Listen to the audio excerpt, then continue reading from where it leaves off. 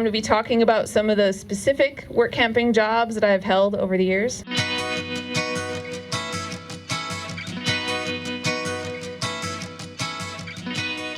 Amazon is an interesting place to work. I did that one for 5 years, from 2012 up through 2016, 15, 16.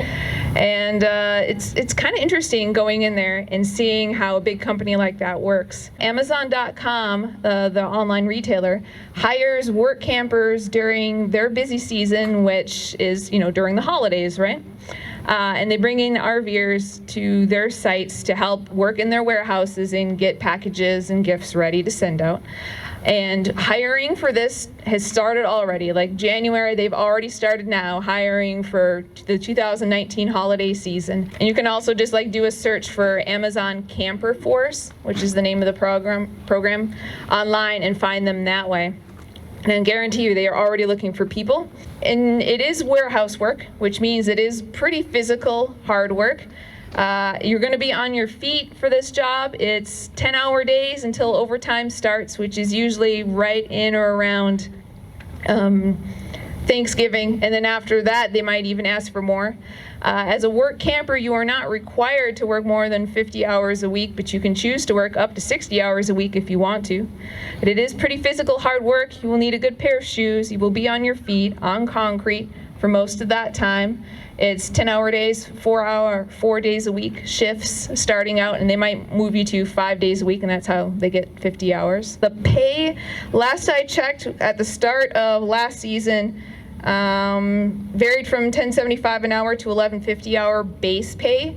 I have heard from somebody that in the middle of last season, like in the middle of last fall season, they actually upped the base pay price, so it might be higher, but last I knew that's what the pay was. Okay, somebody handed me this little slip of paper and told me that this is what Amazon is currently paying, and it's definitely gone up since I was last working at Amazon, so that's awesome.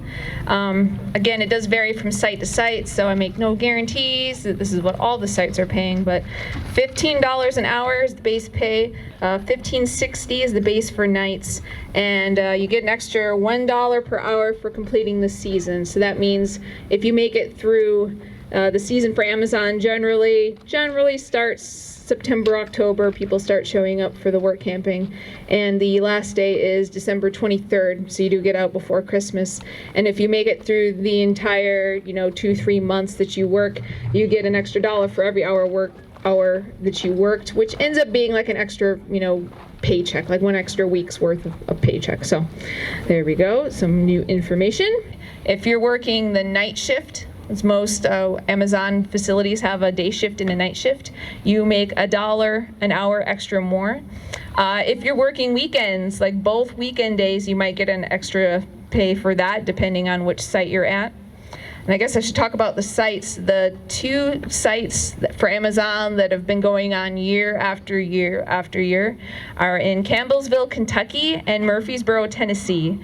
And then usually there are a couple more sites that pop up before the start of the season. Other ones in Kentucky. Indiana is another common state where work camping jobs for Amazon may pop up. But they are kind of east of the Mississippi River. They're farther out east, which may be good for some people, may be bad for some people, depending on where you're traveling. A lot of the work camping jobs show up in areas where there's not enough local workforce to work the job, which is why you see like parks and stuff out west hiring a lot of people, because there just aren't enough locals to fill the jobs, and that's when they bring in the RVers to fill in those gaps. So Amazon being east of the Mississippi is a little more rare, so for those of you who like to travel out east, that's definitely something to think about. Amazon pays on Fridays. Depending on your site, it might be every Friday, it might be every other Friday. You get a check. You can sign up for direct deposit, which is easier than getting a check. You go to their website, they've got an application to fill out. When you fill out the application, it might take a while to hear back from Amazon. They're notorious about being slow about getting back to you. When they do contact you, it's not really an interview so much as what making sure that that what the requirements are, and then they'll pretty much offer you the job right after you know the requirements. Their interview isn't really over the phone. They actually have like a webinar that you attend.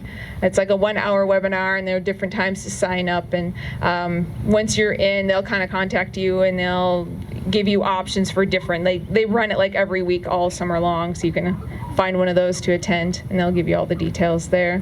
You will be a number more than a name. There's not a whole lot of like employee camaraderie.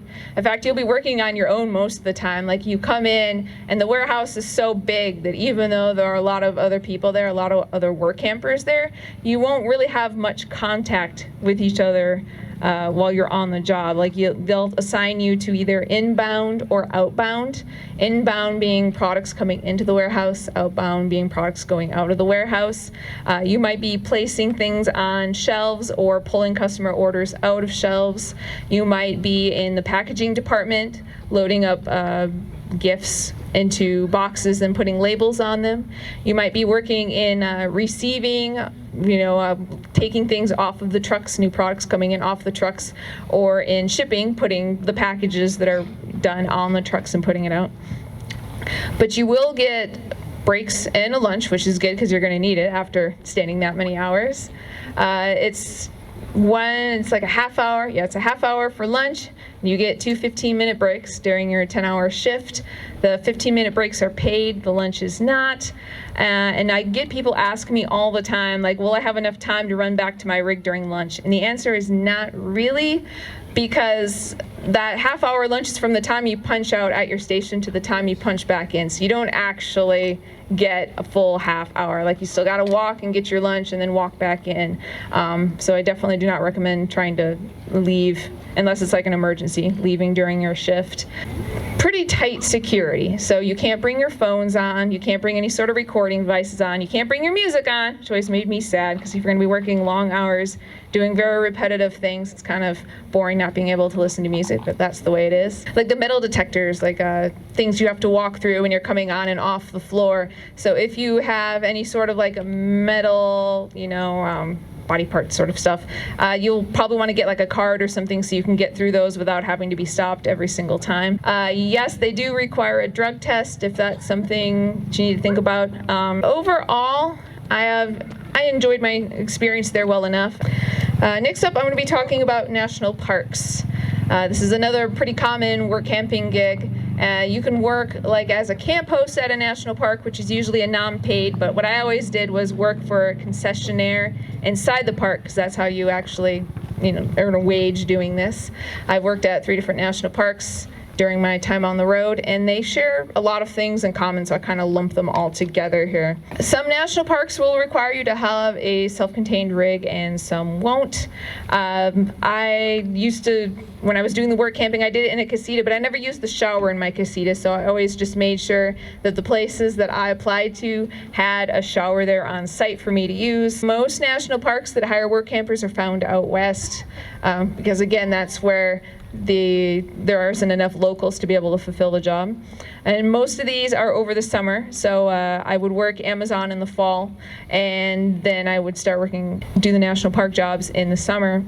When most people think about working at national parks, they assume they're working for the National Park Service, but that's not actually the case. Most jobs inside national parks are actually the concessionaires. They're these big corporations that have contracts to operate all of the facilities inside the national parks. So like all the restaurants, all the gas stations, all the hotels, those aren't being managed by the Park Service. Those are being run by these concessionaire companies, and those are the people that the hire workers to come in. And you can be doing all sorts of different kinds of jobs. I usually worked retail and gift shops just because that's what I had experience with. Most of these kind of jobs, they don't require any sort of, like Amazon, they don't require any sort of like prior experience. You don't need to have previous warehouse experience to work Amazon, and you don't have to have like previous retail experience or previous cleaning experience to be able to work at cleaning in a hotel or to be able to work at a gift shop. And again, the most money that you can make working at a national park will be more of the tour guide kind of things, or maintenance is another good one. You can earn a little extra money if you have experience there, but there are plenty of no experience required jobs in national parks, and that's what I always did. The money is not so good. It's pretty much minimum wage. Whenever I worked inside a national park, it was minimum wage. I would always tell people that I worked Amazon because I needed to make the money, because Amazon, with all the overtime and everything that you can get, you make pretty good money. But you don't make as good of money working in national parks, but it's a beautiful place to be. That's the reason why you do it, so you can experience this pretty area and get to explore it during your time off. I found most of my national park jobs on CoolWorks. You'll find that like a work camper news is more of like the traditional camp hosting kind of jobs, and CoolWorks is more other kinds of jobs. But yeah, CoolWorks was the place that I always went to find these kind of jobs, but you can find them in other places too. Most national park jobs will also require a drug test, by the way. Next, I'm going to talk about the beet harvest. Somebody laughed because they might know my experience with the beet harvest. I worked the beet harvest in Grafton, North Dakota, not this past fall, but the fall before. So the year that I did the beet harvest, it was, all the farmers were super happy. The weather was perfect. It was a good temperature. There was no rain. I worked, it was a record-breaking year. I worked 15 days straight, 12-hour days, which is, yeah, it was pretty tough. This is probably the most physical work camping job that I've ever done. But the pay was $13.25 an hour for every hour, 12 days a week. And you got time and a half for everything over 40 hours. And you got double time if you worked on Sundays at the site I was at. And I worked a couple Sundays. So it ended up being a pretty good paycheck, but very hard work. And this is the one job that I personally don't think I would ever go back and do, just because it was hard, because it's up in North Dakota in fall. It starts early October, like October 1st is usually the start day for the beet harvest, and it goes until it's done, which, you know, if it's good weather, it might be 2 weeks like I did. If it's bad weather, it might stretch even farther. There was one year where it took 6 weeks for them to get everything in because there was a lot of snow and freezing and stuff, and that can be kind of a challenge, because while you get a site to park your RV, working the beet harvest just like you do with Amazon and the national parks, the sites will start shutting off the water at the individual sites once it gets below freezing, so you might like be without water for the second half of the season, which can be kind of a pain. For the whole thing, I got probably like $3,000. So $3,000 in 2 weeks. That's, you know, not something to laugh at. It's American Crystal Sugar Company is the company that normally hires the work campers for the beet harvest, and you can find them on Work Camping News and Workers on Wheels, I know for sure. You can definitely find them online. They'll start hiring in a couple months, like spring they'll start hiring for the fall season. I did not have to do a drug test for the beet harvest. What I did, it was an unskilled position. It didn't require any prior experience. My job was literally standing out there with a shovel, and I would help guide the semis into the station, and I would clean up spilled beets and mud, basically was what my job was. So I was using the shovel all day, called like the sample taker, because that was the other thing, like cleaner sample taker. But you also, working the beet harvest, can do more skilled positions, like they hire people to drive the forklifts, or the little bulldozer. There's a specific one, skid steers, is that the word for it? Sounds right, yeah, skid steers, which does require you to have a license or previous experience of some sort, but you can make better money that way. Another job I get asked about quite a bit is oil gate guarding, which I haven't personally done myself, but I've talked to people who have done it, so I know a little bit about that.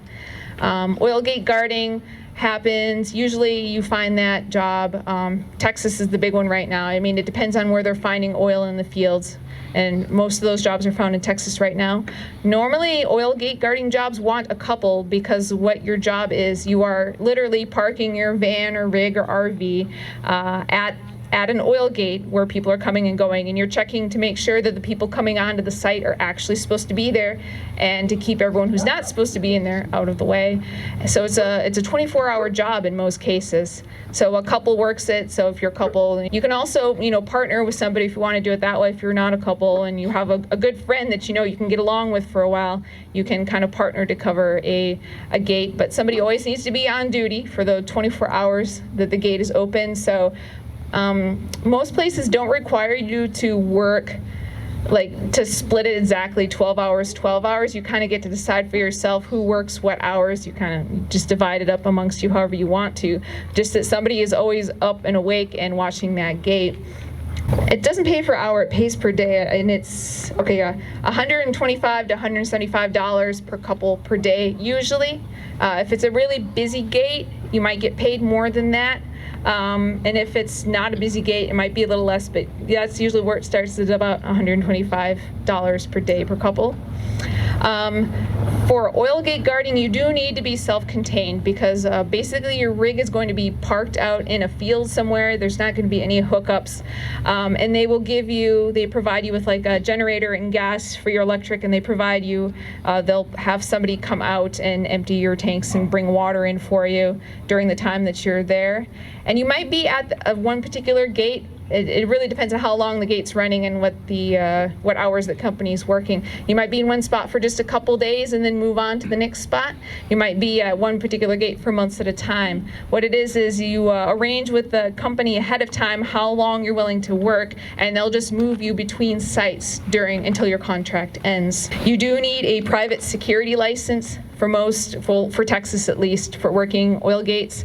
It doesn't cost very much, and a lot of times the company will pay for you to get that license, so you don't need to cover the cost for yourself, but that's definitely something you'll want to ask about if you are interested in oil gate guarding, is whether or not they will cover the cost for the license or not. It does also require like a little short test, but I've never heard of anybody not passing that little test. It's a pretty easy thing to do. Pumpkin patches and Christmas tree lots are another pretty common work camping job, and those run, I guess you can guess when those run, right? The pumpkin patches run during Halloween time, October, and the Christmas tree lots run during December. And like oil gate guarding, you're going to be pretty much parked in one spot work camping. It's not a full hookup site. You're parked in a lot somewhere covering it. And also like oil gate guarding, that tends to be pretty long hours. Some of these jobs will take singles, some of them won't, depending. Most of them want a couple. The big thing for these jobs is that you have the physical capabilities to handle it, because sometimes you'll get customers coming in, buying a Christmas tree or buying a pumpkin, and they'll need help getting it into their vehicle, so you need to be able to physically help them. The Christmas trees, the pumpkins, again, that tends to be cities that have that are selling that. So if you're looking for a job inside a city, it's an option there. If you need to earn a living, you can't just do the minimum wage kind of jobs to earn a living. You got to mix those low-paying, funner jobs with the higher-paying, not-so-fun jobs. Thank you.